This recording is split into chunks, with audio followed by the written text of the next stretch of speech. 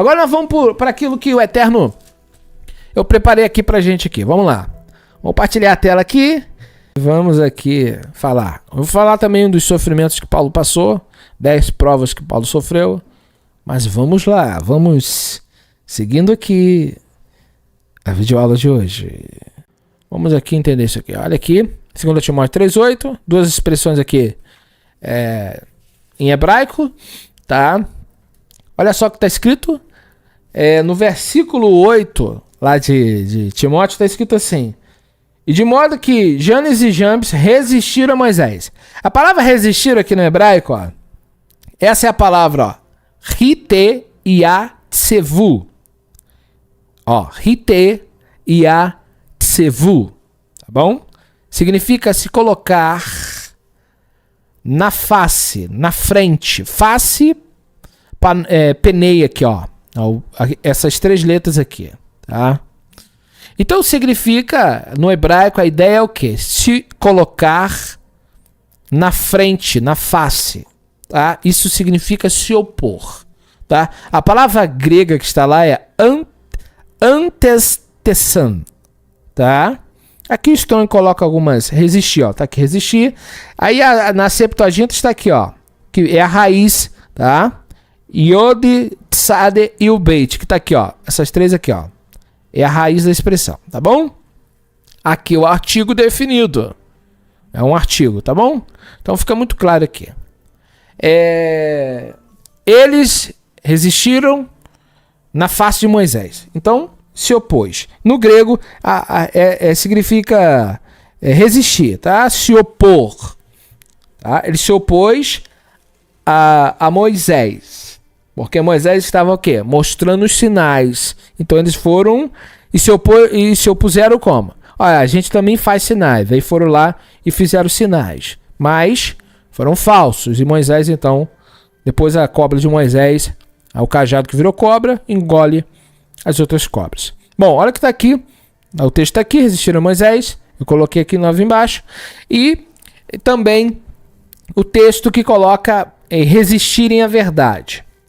Logo depois diz assim, resistir a Moisés também estes resistem à verdade. A palavra hebraica está aqui, ó, que traduzido, tá? Traduzido significa insurgentes. O que é insurgentes? Está aqui embaixo, tá? Se opõe, se revolta, é contra, tá bom? A palavra hebraica é mite-ko-mamim. Mite-ko-mamim. Tá no plural. Tá? Por isso que resistem. Resistentes el haemet. Para a verdade. Tá? Preposição, a verdade. Então, se opõem à verdade. Tá? São rebeldes à verdade. São oposição à verdade. Aqui eu coloquei uma imagem ilustrativa que é real, tá? Essa imagem, se não falha a memória, é da Venezuela. Tá? Foi tirada da internet. Que lá o presidente lá colocou essas contêineres aqui para que as pessoas não passassem. Isso é o quê? Isso é uma resistência, tá? Uma oposição. Então a palavra oposição, a gente ouve muita oposição aí quando se fala de governo. É muito usada essa expressão aqui para falar de oposição. Oposição é alguém que se opõe, um impedimento. Significa o quê? Não deixa prosseguir, não deixa avançar. Tá? E quem são esses que resistem à verdade, o Felipe Cunha? São aqueles que são contra a palavra de Deus, amém? Quando eu digo palavra de Deus, não estou falando de religião, não. Estou falando o que está escrito. O Eterno diz assim, olha, não seja idólatra. Aí o camarada vem, não é assim não. Aí o Eterno vai e diz assim, olha, não roubarás. Aí você, não é bem assim não. Sabe? Aí você diz que você tem que ser santo. Aí o camarada chega aqui pra mim. Você se chama tzadik. Você se auto-intitula tzadik, mas eu não sou. E começa a se opor ao que eu tô falando. Justamente porque eles não querem ser justos. Então eles se incomodam. Eles se opõem. Sabe? Muito complicado isso aí. Se não é justo, você é o quê? Se você não é justo, você é ímpio. É simples. Se você não é verdadeiro, você é mentiroso. Não tem meio termo não, meu irmão. Ou é ou não é. Essa é a realidade que as pessoas não querem ver. Aí quando eu chego e prego, vai ter gente aqui que vai resistir. Aí eu te pergunto, é o que o Paulo tá falando aí, vai ter gente resistindo a uma mensagem verdadeira. Eles vão se opor. Então nós temos uma oposição, mas nós também somos oposições. Como assim, Felipe? Sim, eu sou oposição à mentira. Eu sou oposição à injustiça. Eu sou oposição à contaminação. Eu quero limpeza, eu quero pureza, eu quero santidade, eu quero verdade. Agora, aqui Paulo está falando, esses resistem à verdade. Está muito claro, e a palavra resistência é verdade. Não se pode resistir à verdade. Você deve resistir ao que? Ao engano, à mentira, à apostasia. Então você sabe o que é se opor agora, né? Pessoas que não querem que as coisas... Quando o pastor não permite que eu pregue isso dentro da igreja dele, ele é o quê? Ele resiste à verdade. Eu já tive com o pastor de que resistiu à verdade. Eu não queria que pregasse isso na igreja dele. Ah, mas aqui na minha igreja não pode pregar isso não. Aqui quem manda sou eu. Ah, você manda nesse quadrado aí, rapaz. Mas na minha boca quem manda é Deus. Se você quiser deixar a igreja seguir de qualquer maneira, isso é problema seu, mas eu vou falar o que Deus quer. Eu já ouvi pastores falando que quem mandava lá era eles. É como se eles fossem dono de alguma igreja, né? Bom, aqui. Paulo, ele passou muita perseguição por quê? Por ele ser alguém que andava na contramão do engano, da mentira. Então, veja só, quando você se opõe à mentira, a um sistema corrompido, você logo é perseguido. E Paulo vai dizer o que é perseguido. Aqui, ó. Uva re di fote. Deixa eu pegar aqui o desenho aqui, ó. Uva re di fote. Uva inuim. Tá? Aqui a expressão no grego que tá, dióquimos, perseguição. A palavra hebraica é radaf, tá aqui, ó. Radaf, que vai dar origem a essa expressão aqui, tá? Essa construção aqui. E aqui no grego, patema, tá?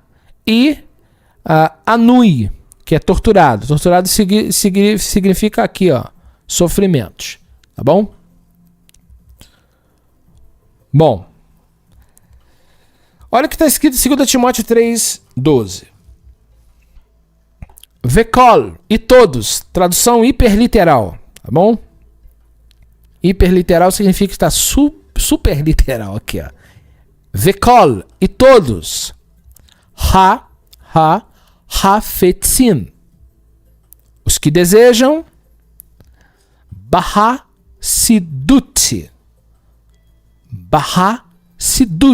na piedade. E liheiot, para viverem. Bamashia, no Mashia, Yeshua, Rema, Ieradefu. Ieradefu serão perseguindo. Rema, Ieradefu. E todos que desejam na piedade viverem no Mashia e Yeshua serão perseguidos. Todos que querem viver, tá? De fato, todas as pessoas que almejam viver piedosamente em Cristo serão perseguidos. Se você quiser andar, filhinho, na verdade, tu vai preparando o lombo, tá bom? Que você vai passar aí dificuldade, torturas. Bom, então percebemos que se opor à verdade traz alguns tormentos. Por que o diabo tá atacando a minha vida? Ataca a mim, ataca a Rosângela, ataca a mim, ataca a Rosângela. Ele fica com raiva, levanta pessoas, sabe? A coisa é sinistra. Mas por quê? Por causa da verdade, né? Nós estamos se opondo. Nós somos oposição ao pecado. Agora vamos falar de 10 vezes que Paulo passou por alguma dificuldade, entre muitas. Primeiro, ele teve que descer de um cesto para fugir de uma prisão arbitrária. 2 Coríntios 11, verso 32 a 33. Segundo, foi expulso de Antioquia pelos poderosos da cidade. Atos 13:50. 3. Foi apedrejado quase à morte em Listra. Atos 14:19. 4. Na Macedônia foi açoitado, preso, amarrado com os pés em um tronco. 16:23 de Atos ao 24. E você diz que está passando luta, né? Ai, ai. 5. Foi perseguido pelos judeus de Tessalônica porque pregou em Bereia. Atos 17:13, é o 14. 6. Por pregar contra outros deuses em Éfeso, ficou em meio a uma grande confusão na cidade. Atos 19:23. 7. Em Jerusalém, acusado justamente de ter levado um grego ao templo. E ele foi perseguido e quase morto. Atos 21:27. 8. Preso e enviado a Roma, sofreu um naufrágio em Mileto. Atos 27:13 ao 20. 9. Na ilha de Malta é picado por uma cobra venenosa. Atos 28, verso 3. 10. Foi decapitado por Nero em Roma. Apesar da Bíblia não narrar esse fato, a tradição sobre a morte de Paulo diz que ele foi decapitado por Nero por volta do ano 67 ao 68, o que é bem provável, já que o imperador Nero foi um dos mais cruéis governadores de todos os tempos. Evidentemente, os sofrimentos que Paulo passou foram ainda maiores que os 10 que foram narrados aqui. Ele teve que suportar um espinho na carne, 2 Coríntios 12, verso 7. Teve que se separar de amigos queridos por causa do ministério. Atos 20, 22, 23 e mais umas coisitas que ele passou pela vida. Então, tudo por pregar a verdade. E Paulo vai dizer para Timóteo, depois de fazer toda essa narração aqui, olha o que ele vai dizer para o querido Timóteo. Olha só. Tu, porém, tens seguido de perto o meu ensino, o meu procedimento, propósito, fé, longanimidade, amor e perseverança. As minhas perseguições, os meus sofrimentos, os quais me aconteceram em Antioquia, Icônio, Listra, que várias perseguições tenho suportado. De todas, entretanto, me livrou o Senhor. Ora, todos quanto querem viver piedosamente em Cristo serão perseguidos, mas os homens perversos e impostores irão de mal a pior, enganando e sendo enganados. Mas não vai ter um futuro bom, né? Tu, porém, permanece naquilo que aprendeste, e de que foste inteirado, sabendo de quem o aprendeste. E que desde a infância sabe as sagradas letras. Isso aqui que... Verso 15, marca isso aí. Que letras ele sabia? Eu acho que as pessoas... Não existia Novo Testamento nesse ponto aqui, tá bom? Tá bom, doutores? Eu vou ler de novo. E de que desde a infância sabe sagradas letras. Está falando do hebraico. Que podes tornar-te sábio para a salvação, pela fé em Yeshua HaMashiach. Aí Paulo vai dizer, toda a escritura que é inspirada por Deus, não é que toda é inspirada não, a que é inspirada por Deus é útil para o ensino, para a repreensão, para a correção, para a educação na justiça, a fim de que um homem de Deus seja perfeito, perfeitamente habilitado para toda boa obra. Paulo está falando que aquilo que Timóteo aprendeu quando era criança, que era a Torá,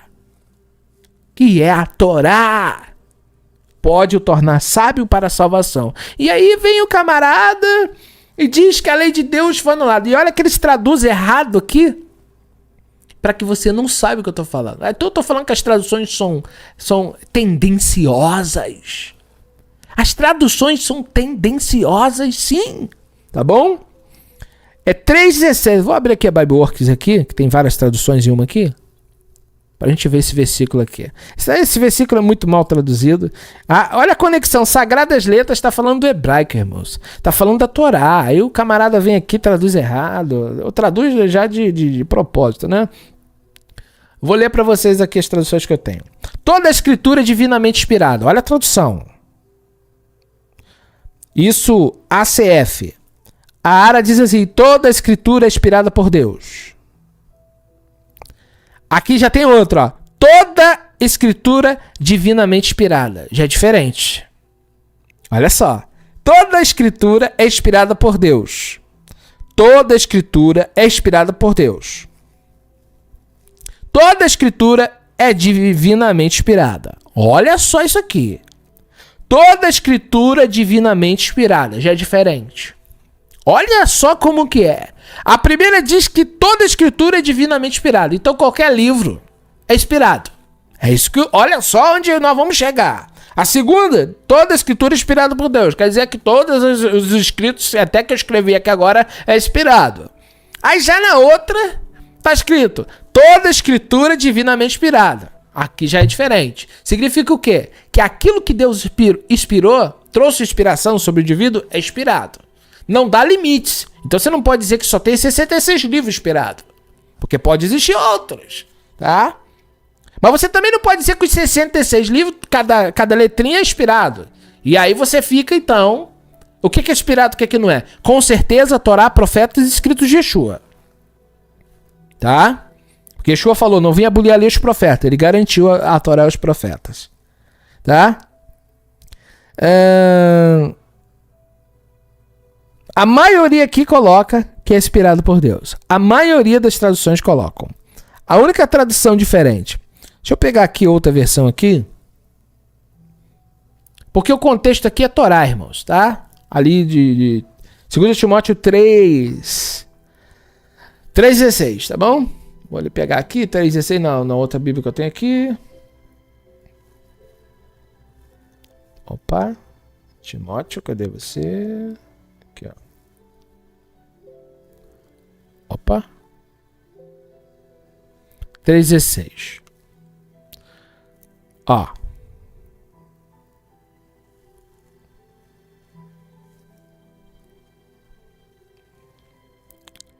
Individualmente, cada escritura inspirada por Deus. Ó, paz. Pode ser traduzido igual, qualquer, todo, tá? Então você pode traduzir o seguinte, olha como você pode traduzir. Paz no grego, toda, qualquer, tá? Pode ser traduzido por tudo, todas, tá? Você pode dizer qualquer, vamos botar assim, qualquer escritura, qualquer escrita, toda escrita, ou qualquer escrita, inspirada por Deus, no grego, theopseustos. Theopseustos. Então veja só, toda escritura inspirada por Deus, a tradução literal aqui, é útil, lucrativo, em benefício do ensino. O tradutor vai botar aqui qualquer escritura inspirada. Mas não é isso que está ali, tá bom? Vamos ver o que a Bíblia de Jerusalém coloca no 16. Toda a escritura é inspirada por Deus. Olha só, até de Jerusalém coloca assim. Vou puxar por lá de lá, né? 16. A Bíblia inteira nos foi dada por inspiração. Né? Olha como que a paráfrase da Bíblia viva coloca. A Bíblia inteira nos foi dada por inspiração de Deus. Rapaz, na época nem tinha o Apocalipse. Paulo morreu em 68, Apocalipse foi escrito em 98, filhinho. Como que a Bíblia inteira foi dada? Aí eu te pergunto, se você pega essa tradução aqui, qual Bíblia que é a certa? A católica? A protestante? Ou a judaica? Você tá vendo como que eles traduzem? Até a Bíblia viva. A Bíblia inteira nos foi dada por inspiração. Que coisa, que tradução é essa, meu pai do céu? Vai confiar em tradução, vai? Não vai conferir não, tá? A diferença é que eu vou conferir. Olha só, toda a escritura, a maioria coloca, toda a escritura, até King James coloca dessa forma, ok? Vamos ver se tem outra aqui, vamos ver a Clemente aqui.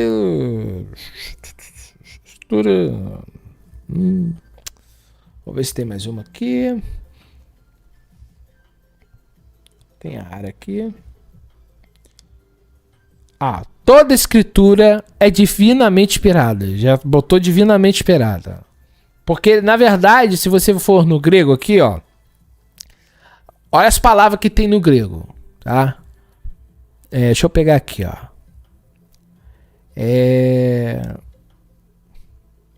Aqui, ó. A raiz da palavra, toda.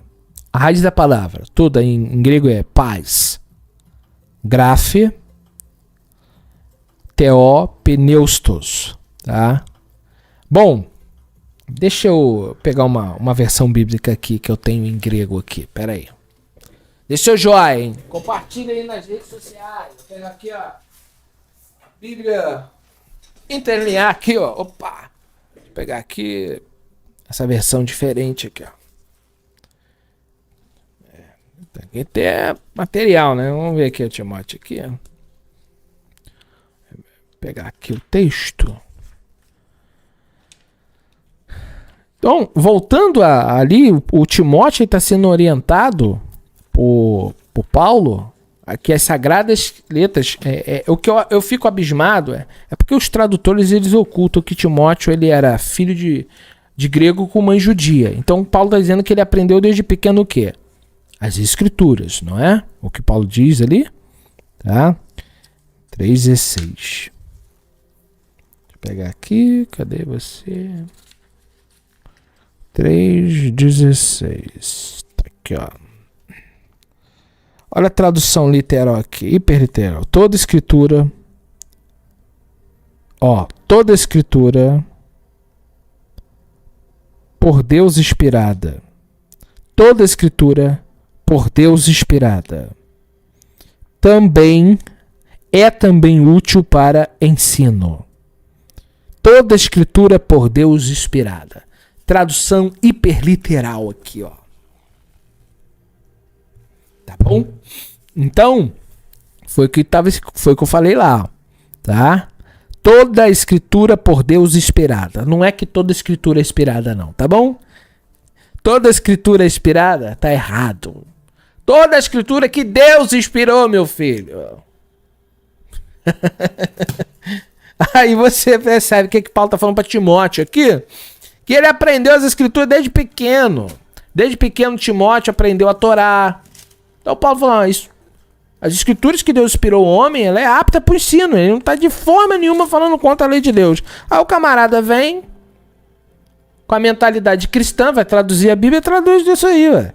Não vai você conferir não para você ver. Então veja só. Tu, porém, permanece naquilo que aprendeste e que foste inspirado, sabendo de quem aprendeste.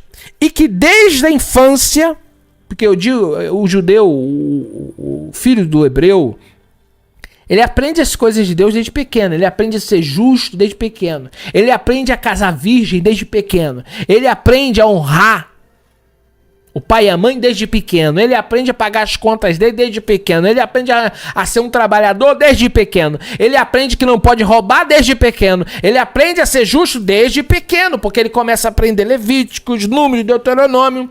Ele aprende a fazer tzedaká desde pequeno. Ele aprende a honrar os idosos desde pequeno. Por isso que Paulo está dizendo isso aqui para ele, que desde a infância sabe as Sagradas Escrituras. E Paulo está dizendo para ele que as escrituras que Deus inspirou é útil para o ensino, para a repreensão, para a correção, para a educação na justiça, na retidão, a fim de que o homem de Elohim seja perfeito, perfeitamente habilitado para toda obra, boa obra, seja perfeito. Você acha que o Eterno quer que a gente continue da mesma maneira que nós éramos?